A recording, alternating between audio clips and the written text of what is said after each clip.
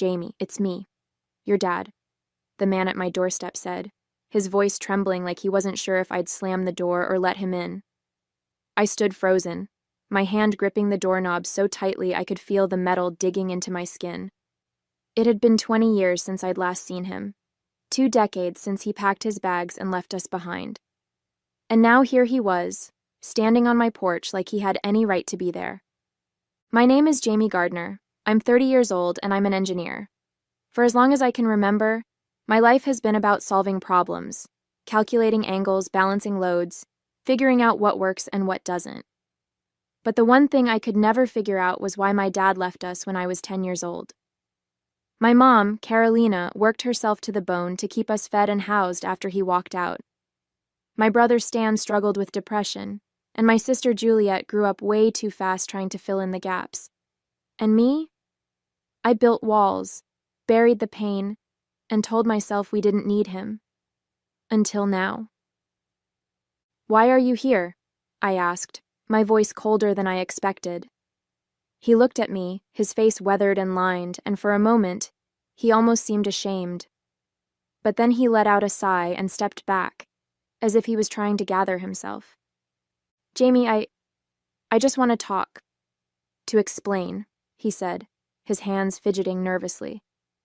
"I know I made mistakes, but I'm trying to make things right." I leaned against the doorframe, crossing my arms. "Make things right? After 20 years? Where were you when Mom couldn't afford groceries? Or when Stan needed therapy? Or when Juliet cried herself to sleep because she thought it was her fault you left?" His shoulders slumped, and for a moment, I saw something flicker in his eyes. Regret, maybe. "I didn't mean for things to get so bad," he said quietly. I wasn't in a good place back then." "Well," I said, my voice sharp, "we weren't in a good place either, but we didn't get to walk away from it." I stood in the doorway, staring at the man who once called himself my dad, and the memories came rushing back, clearer than they had been in years. It wasn't like my dad left out of nowhere. The weeks leading up to that night were filled with tension, arguments that seemed to grow louder with each passing day. Even at 10 years old, I could feel the weight of it, hanging over the house like a storm cloud. My mom and my dad fought about everything: money, the bills, the stress of raising 3 kids. The fights would start quietly, but they never stayed that way. I'd hear their voices through the walls at night, rising and falling like waves crashing against the shore. My mom would plead with him, her voice breaking. "Paul, we're a family. We're supposed to handle this together." "I can't, Carolina," my dad would snap back. "Every day, it's the same. The bills, the stress. I'm drowning here. I need space." "What about the kids, Paul?" my mom said one night, her voice quieter but sharp with frustration. "Do you think they don't notice? Do you think this doesn't affect them?" Those words stuck with me. For days afterward, my dad seemed distant, quieter, like he was already halfway out the door. Then, one night, he came into my room. I was brushing my hair, getting ready for bed when he sat on the edge of my bed. "Hey, kiddo," he said softly, his voice gentle in a way that felt strange. "I just wanted to say goodbye." "Where are you going?" I asked, confused. "I'm heading out for a while," he said, forcing a smile that didn't reach his eyes. "I'll see you soon, okay?" But soon never came. That was the last time I saw him until now, standing on my doorstep like 20 years hadn't passed. I tightened my grip on the doorframe, the memories swirling as I stared at him. He looked older, thinner, his face lined with years that clearly hadn't been kind. Part of me wanted to shut the door and never look back, but another part, the part that remembered how much my brother missed him, how hard my mom had worked to fill the void he left, kept me standing there. "Why now?" I finally asked, my voice colder than I expected. "After all this time, why are you here?" He hesitated, rubbing the back of his neck like he always used to when he didn't know what to say. "Jamie, I know it's been a long time and I can't change that. I just want to talk, to reconnect. I'm not asking for anything else." I let out a sharp breath, my chest tightening. "I can't do this right now," I said, trying to keep my voice steady. I really can't. He nodded slowly, his eyes dropping to the ground. I understand. I'll give you some time, he said, taking a step back. But I'm coming back in a few days. I hope you'll let me in then. I didn't respond, didn't nod or shake my head. I just stood there as he walked down the steps and disappeared into the night, leaving me frozen in the doorway, my thoughts spinning out of control. As soon as I closed the door, I grabbed my phone and called my mom. My hands were shaking, and my mind was racing, but I needed to hear her voice. She picked up on the second ring. "Jamie? What's wrong?" she asked, her voice instantly concerned. "He showed up," I blurted out. "My dad. He was at my house just now." There was a pause on the other end, and when she spoke again, her tone was firm. "He came here last week." I stopped pacing. "What? Why didn't you tell me?" "Because I didn't want to upset you," my mom said with a sigh. "He said he wanted to talk, to reconnect. I told him no. I told him it's too late for that." "And then what?" I asked, gripping the phone tightly. "He left," she said quietly. "But Jamie, listen to me. You don't owe him anything. Don't let him twist things and make you feel guilty. He made his choice when he walked out that door 20 years ago." Her words should have comforted me, but instead they stirred up even more emotions. "He said he's coming back in a few days," I said softly. My mom sighed again. "Just be careful. Don't let him get into your head. You're stronger than that, Jamie." I nodded even though she couldn't see me, her words settling over me like a heavy weight. I wasn't sure if I was strong enough to face this. After hanging up with my mom, I immediately called my brother. I couldn't shake the uneasy feeling that if my dad had shown up at my place and my mom's, it was only a matter of time before he found Stan or Juliet. Stan picked up after a few rings, his voice groggy. "Jamie, what's going on?" "Stan, has Dad shown up at your place?" I asked, trying to keep my voice steady. There was a pause before he replied. "Dad? No. Why would he... Wait, are you saying he's been trying to see you?" "He was just here," I said, pacing my living room. "And Mom said he showed up at her place last week." Stan exhaled sharply.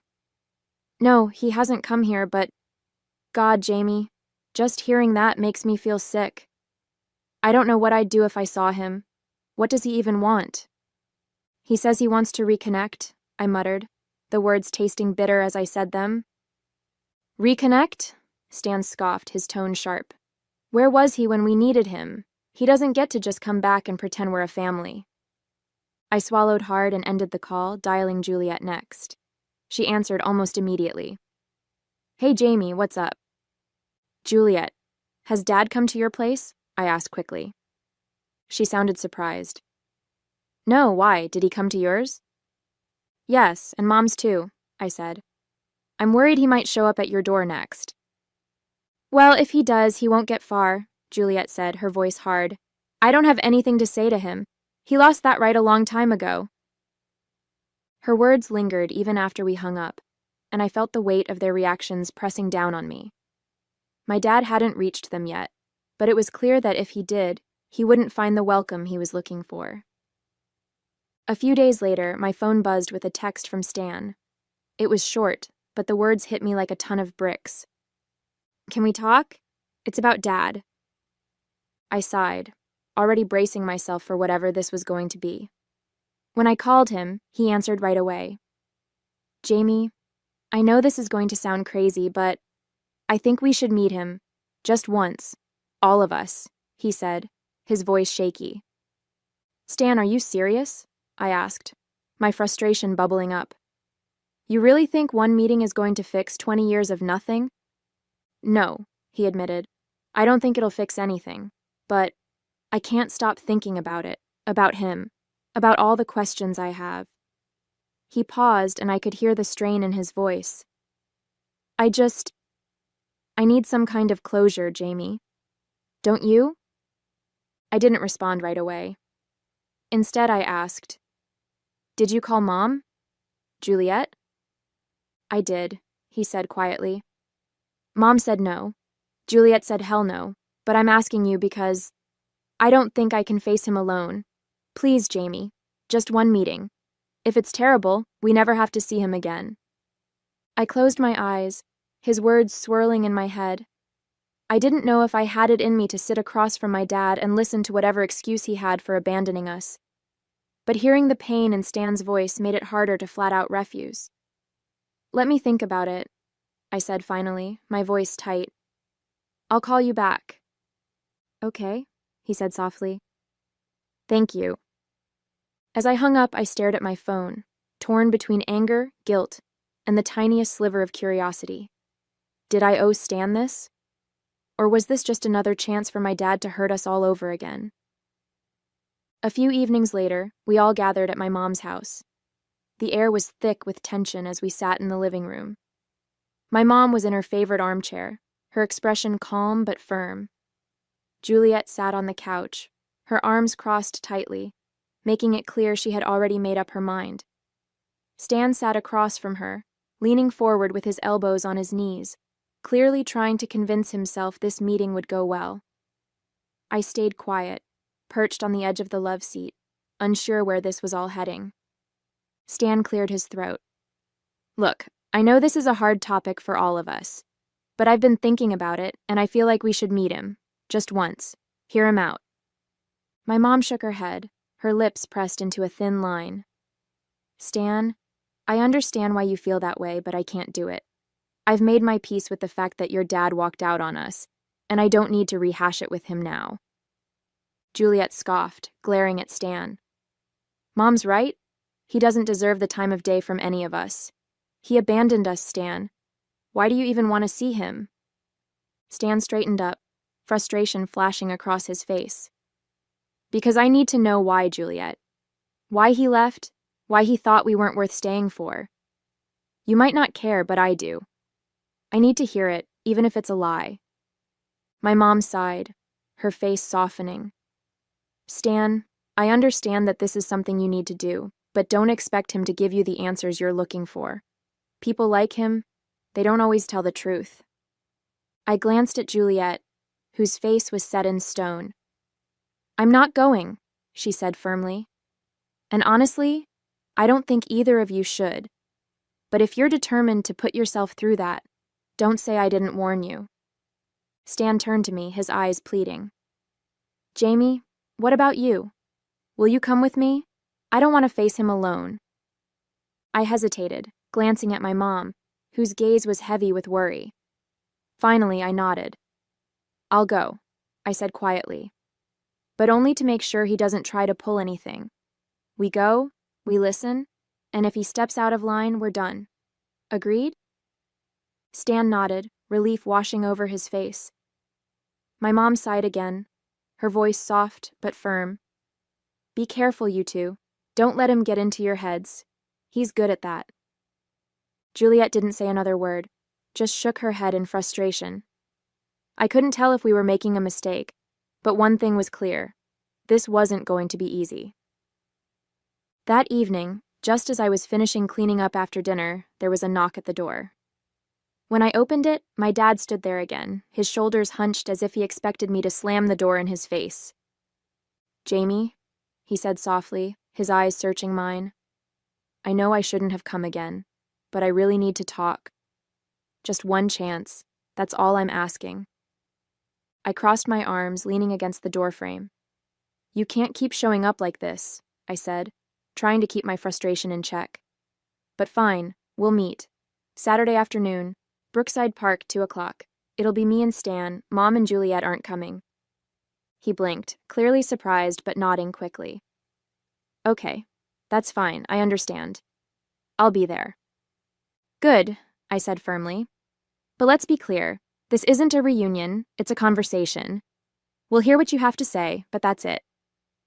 I appreciate it, Jamie, he said, his voice low and almost shaky. Thank you. I mean it. I nodded, stepping back. Saturday, I repeated before closing the door. As I stood there in the quiet of my house, I felt the weight of the decision pressing down on me. I wasn't sure what Stan or I expected to get out of this, but one thing was clear. My dad wasn't walking away this time without facing the family he left behind. The days leading up to Saturday felt like they stretched on forever. I tried to keep myself busy, work projects, cleaning the house, even reorganizing my bookshelves. But no matter what I did, my thoughts kept drifting back to the meeting. What was I even hoping to get out of it? An explanation? An apology? Did I even want those things? Or was I just doing this for Stan? Every time my phone buzzed, I half expected it to be my dad canceling or Stan second-guessing the whole thing. But the messages I got were mundane. Reminders from work, a notification about a sale at the grocery store, and a single one from Stan. Still on for Saturday? By Friday night, the nervous energy was unbearable. I sat on the couch, staring at my phone, debating whether to call Stan and tell him I'd changed my mind, but I knew I wouldn't. I'd made a promise, to him and to myself, to see this through. Still, the weight of it pressed down on me, making every minute feel like an hour. When Saturday finally came, I woke up early, unable to stay in bed any longer. I spent the morning pacing, drinking too much coffee, and going over what I might say. As the clock inched closer to 2, I grabbed my coat, took a deep breath, and headed out the door. Whatever was waiting for me at the park, I knew there was no turning back now. At 1:15, I pulled up outside my brother's apartment. Stan was already waiting on the curb, pacing back and forth, his hands stuffed into his jacket pockets. He looked up as I parked and climbed into the passenger seat. "Hey," he said, his voice tight. "Hey," I replied, glancing at him as I pulled back onto the road. "You ready for this?" "Not even a little," he admitted with a nervous laugh. "But I guess that's the point, right? We're not supposed to be ready for stuff like this." I nodded, gripping the wheel a little tighter. "Do you want to grab a coffee or something? We've got time." "Yeah, that'd be good," Stan said quickly, as though anything that delayed the inevitable was a good idea. We stopped at a Starbucks drive-thru, and as we waited for our turn, the silence in the car felt heavy. "What are you thinking?" I finally asked. "I don't know," he said, staring out the window. "I'm scared. Not just of what he's going to say, but of what it's going to do to me, you know? Like, what if I leave this meeting feeling worse than I already do?" I handed him his coffee when we got to the window and pulled back onto the road. "I've been asking myself the same thing all week," I said honestly. "But we're doing this together, Stan. If it's bad, we walk away and we don't look back. Agreed?" He nodded, clutching the cup like it was an anchor. "Agreed." As we approached the park, my heart started pounding. It wasn't just about facing our dad. It was about facing everything he'd left behind. When we arrived at the park, we spotted him sitting on a bench near the pond, his hands folded tightly in his lap. He looked up as we approached, his face lighting up with a tentative smile.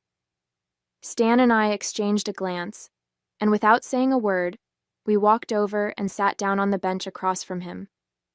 The air between us was heavy, the kind of silence that begged to be broken, but no one wanted to be the first to speak. My dad cleared his throat, breaking the silence. "Thank you for coming," he began, his voice quiet but earnest. "I wasn't sure if you would." Stan leaned forward, his elbows resting on his knees. "We almost didn't," he said bluntly, his tone edged with the pain he'd been carrying for years. "So, here we are. What do you want, Dad?"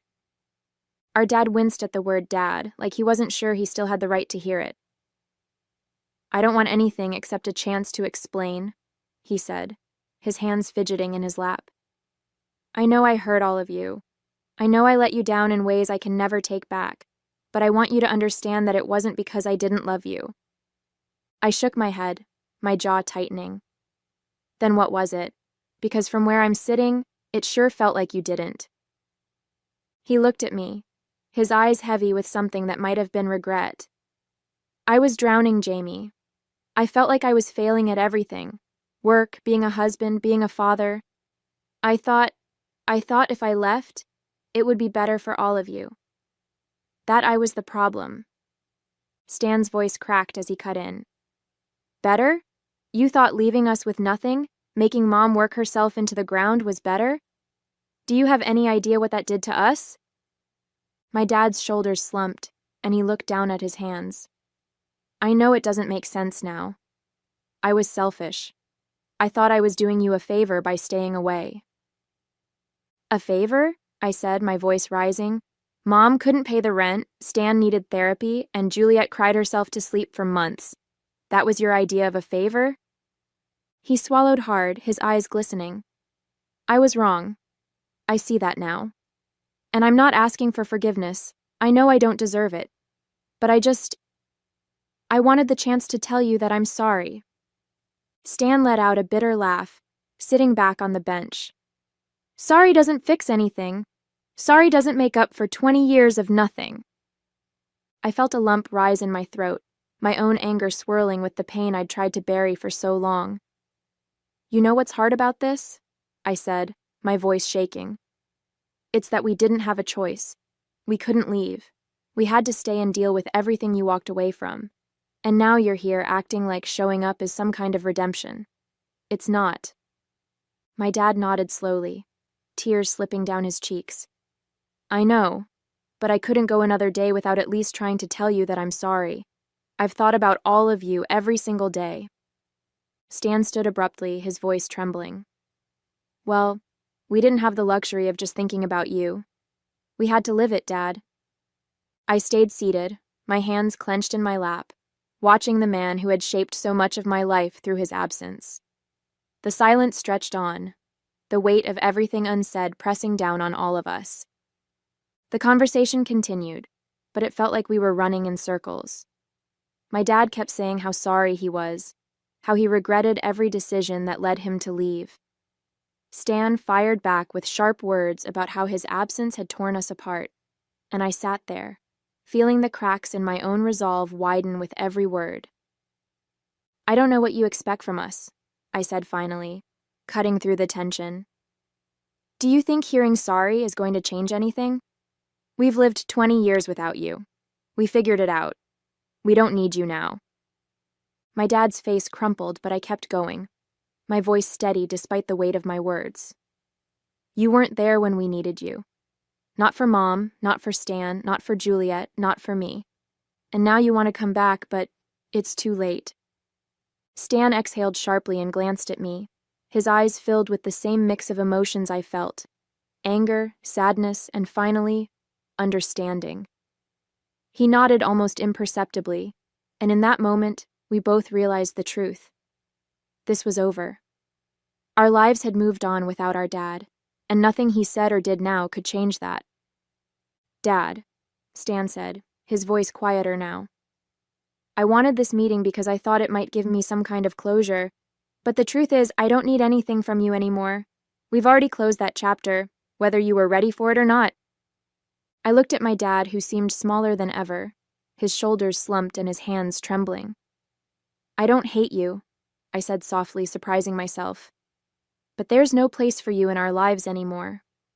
I'm sorry, but it's too late. He opened his mouth as if to respond, but no words came. After a long, heavy silence, he nodded, his gaze dropping to the ground. I understand, he whispered, his voice barely audible. Stan stood, and I followed. Without another word, we turned and walked away, leaving him on the bench. The drive back to Stan's place was quiet, the kind of silence that felt heavy but necessary. Neither of us reached for the radio or tried to fill the space with small talk. I kept my eyes on the road, the hum of the engine the only sound between us. Stan stared out the window, and I glanced at him briefly, wondering what was running through his mind, but I didn't ask. I think we both needed time to process what had just happened, to let the weight of it settle. When I pulled up outside his apartment, he finally broke the silence. Thanks for coming with me, he said quietly, his voice rough. I don't think I could have done that alone. I nodded, offering a small, tight smile. We did what we could. Now we move on. He hesitated, then nodded too, opening the door and stepping out. Take care of yourself, Jamie, he said, his eyes meeting mine for a moment, before he closed the door and headed inside. As I drove home, the quiet followed me, but it felt different now, less heavy, more final. We'd faced our past, and while it didn't feel good, it felt like something we needed to do. Now it was time to keep moving forward. Hey there! Did you like the story? If you did, don't forget to hit the like button and subscribe to the channel. It helps us a lot and makes sure you won't miss out on more great stories we share here. Thank you for watching, and we'll see you in the next one.